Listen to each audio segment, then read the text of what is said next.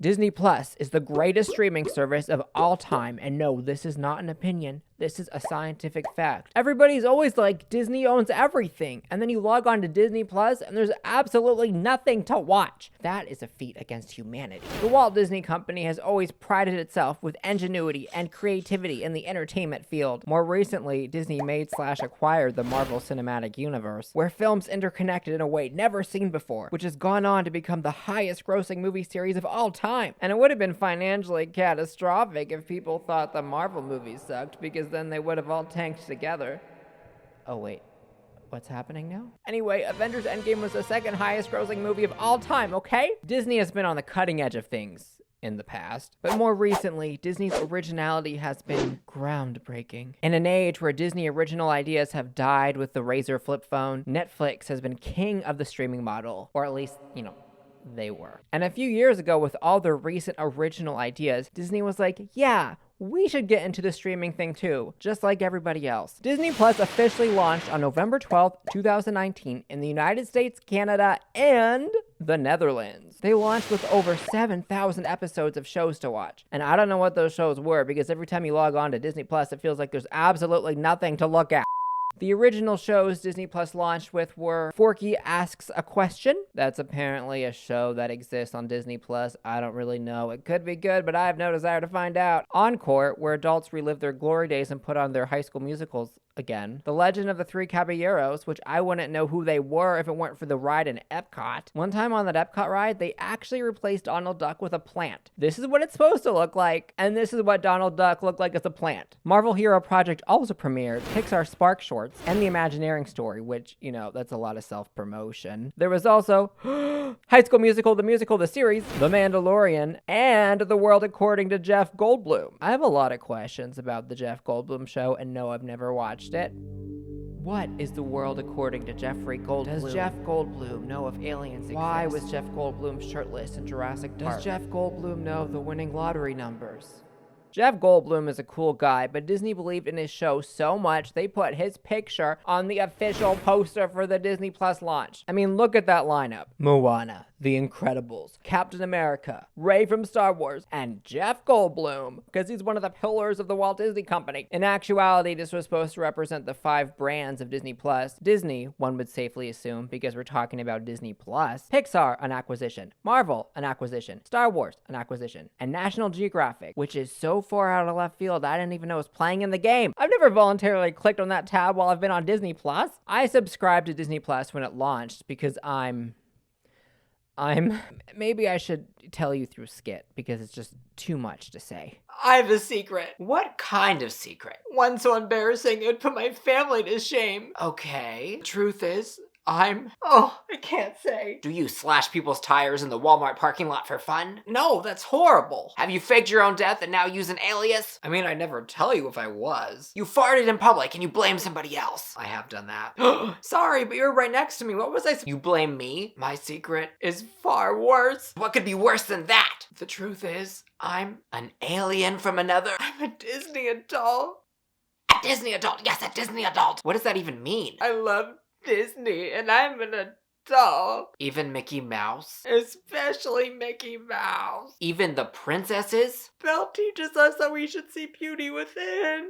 Oh, say it's not so. All jokes aside, the vast majority of Disney adults are just normal people. We just want to eat overpriced, good quality food at a hyper-realistic theme park. As someone who loves Disney, nothing they've announced has made me excited. Like, I'm not jumping for joy at Mufasa, the spin-off of the remake that nobody asked for. But I'm gonna say it anyway because I'm trash. I fully expect Disney to be awesome in 5 to 10 years. But today, we're not here to discuss Disney's future comeback, no. We're here to kick Disney Plus into the fiery pits of hell. Out of love.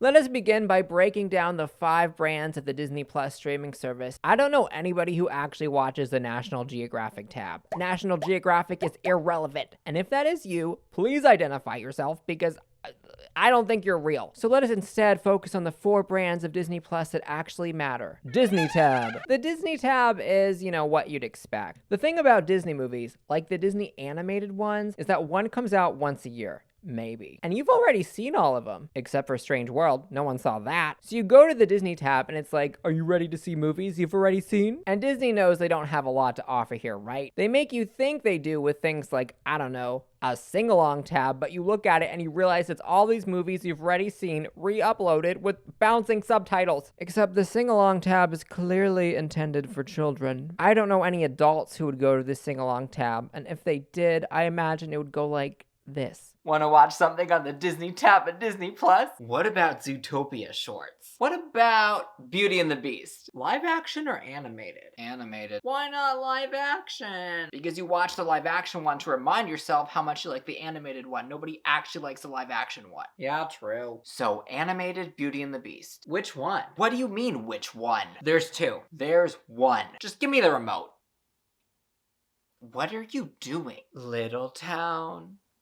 It's a quiet village. Are you every day like the one before? Why are there words on town screen full of little people? Is this the sing-along? Waking up to say, shut up. Bonjour, bonjour. It's We're not bonjour. Watching the sing-along. But what other new stuff are we gonna watch on Disney Plus? There's nothing else on this tab. We could go to the National Geographic tab at Disney Plus.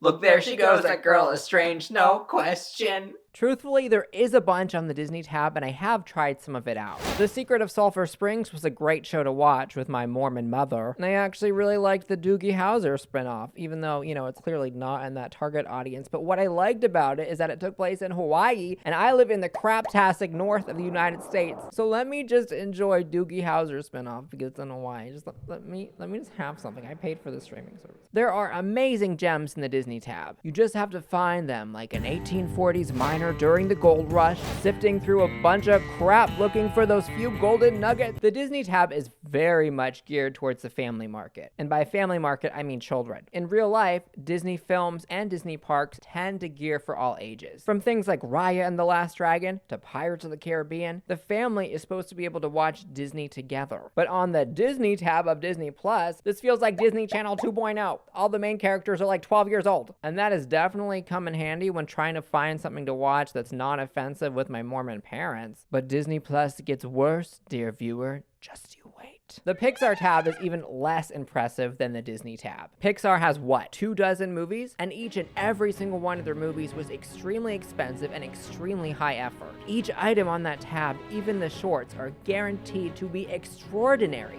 And Cars 2 is also on that tab as well. Besides Pixar shorts and movies, the only noteworthy original thing of substance on the Pixar tab is the series Monsters at Work. So yeah, the Pixar tab has a bunch of amazing animated movies you've already seen, a bunch of shorts, and one season of one show that's awesome.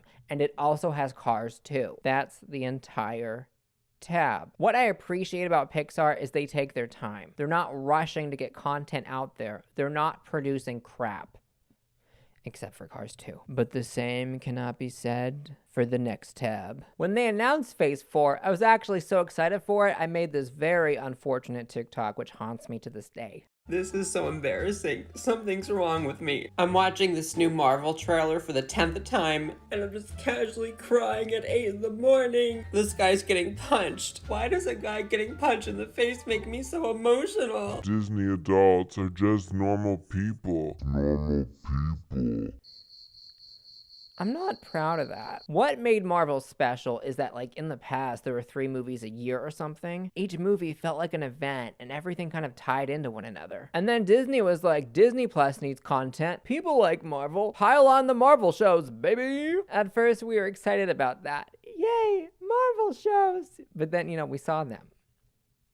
WandaVision, the first show on Disney Plus, was amazing. It was Agatha all along, if you didn't know. And then the shows kept coming. And coming and coming. That's the problem. There's just too much to care about. It feels like required reading. But we haven't gotten to the worst tab yet. The Star Wars tab. Disney Plus expanded Star Wars so far that we ended up with shows like Zen, Grew of the Dust Bunny. I can't read this. Zen, Grogu, and Dust Bunny. Right now, it feels like a lot of people are working on a lot of different things, and it's not really tying together. I don't know. So what Disney Plus has turned to is a library for all of Disney's crap, original Marvel and Star Wars shows, and a whole bunch of original kid shows starring 14-year-old protagonists. I mean, that's what Disney Plus is right now, you know? And sometimes those kid shows can be good. Like, I really enjoyed Doogie Howser, but you know. And then there's National Geographic, which, you know, we should probably take a look at National Geographic, even though I don't actually go there. You know what? This all looks pretty interesting. Unfortunately, I have no interest in learning anything. I'm only interested in rotting my brain. Thank you so much for watching, and if you enjoyed this video, you may enjoy this video next.